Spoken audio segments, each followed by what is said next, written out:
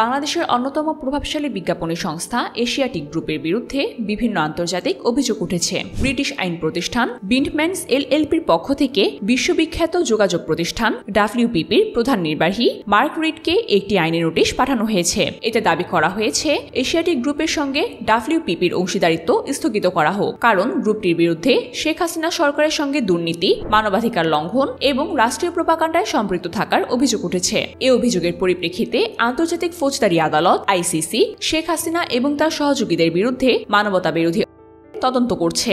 গত বছর আগস্টে এশিয়াটিক গ্রুপের প্রতিষ্ঠাতা আসাদুজ্জামান নূরকে গ্রেফতার করা হয় এবং তার ব্যাংক অ্যাকাউন্ট ফ্রিজের নির্দেশনা জারি করা হয়। এশিয়াটিক গ্রুপের বিরুদ্ধে আরও গুরুতর অভিযোগ রয়েছে যে তারা বিভিন্ন বিদেশি প্রতিষ্ঠানকে ব্যবহার করে বিজ্ঞাপন বাজারের অংশ নিয়ন্ত্রণ করেছে। গ্রামীণফোন, রবি, বাংলালিংক, কোকাকোলা, কোলগেটের মতো বড় বড় ব্র্যান্ডের বিজ্ঞাপন বাজেট কুক্ষিগত করেছে এশিয়াটিক। এর মধ্যে সাবেক আইজিপি বেনজির আহমেদের প্রভাবেও তাদের নিয়ন্ত্রণে ছিল দেশের ক্রিকেট বোর্ডের মিডিয়া সম্প্রচার সত্ত্ব। এশিয়াটিকের বিরুদ্ধে আরও অভিযোগ রয়েছে যে তারা দেশের সরকারের সঙ্গে যুক্ত হয়ে বিভিন্ন অনৈতিক উপায়ে বড় বড় সরকারি চুক্তি অর্জন করেছে।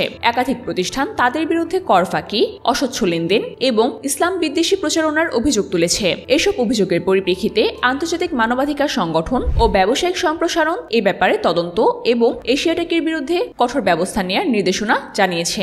ডাব্লিউপিপির কাছে ADAC anti discrimination and corruption forum তিনটি দাবি জানিয়েছে। প্রথমত, এশিয়াটিক এবং হাসিনা সরকারের সঙ্গে সব সম্পর্ক তদন্ত করা। দ্বিতীয়ত, নৈতিক নীতিমালা লঙ্ঘন শনাক্ত হলে এশিয়াটিকের সঙ্গে সব সম্পর্ক ছিন্ন করা। এবং তৃতীয়ত, তদন্ত শেষ হওয়া না পর্যন্ত অংশীদারিত্ব স্থগিত রাখা। এশিয়াটিকের বিরুদ্ধে ওঠা অভিযোগের ব্যাপারে ডাব্লিউপিপি এখন পর্যন্ত কোনো আনুষ্ঠানিক প্রতিক্রিয়া জানায়নি। তবে তাদের পক্ষ থেকে বলা হয়েছে যে তারা নৈতিকতা ও স্বচ্ছতার সর্বোচ্চ মান মেনে চলে এবং অভিযোগগুলো গুরুত্ব সহকারে তদন্ত করা হবে। বিশেষজ্ঞরা বলছেন, এডিএসির অভিযোগ শুধু একটি কোম্পানির বিরুদ্ধে নয়, এটি বাংলাদেশের রাজনীতি ও অর্থনৈতিক সংস্কারের জন্য গুরুত্বপূর্ণ হতে পারে। ডাব্লিউপিপির পরবর্তী পদক্ষেপ আন্তর্জাতিক ব্যবসায়িক সম্প্রদায় ও নীতি নির্ধারকদের জন্য একটি গুরুত্বপূর্ণ নির্দেশিকা হয়ে উঠতে পারে।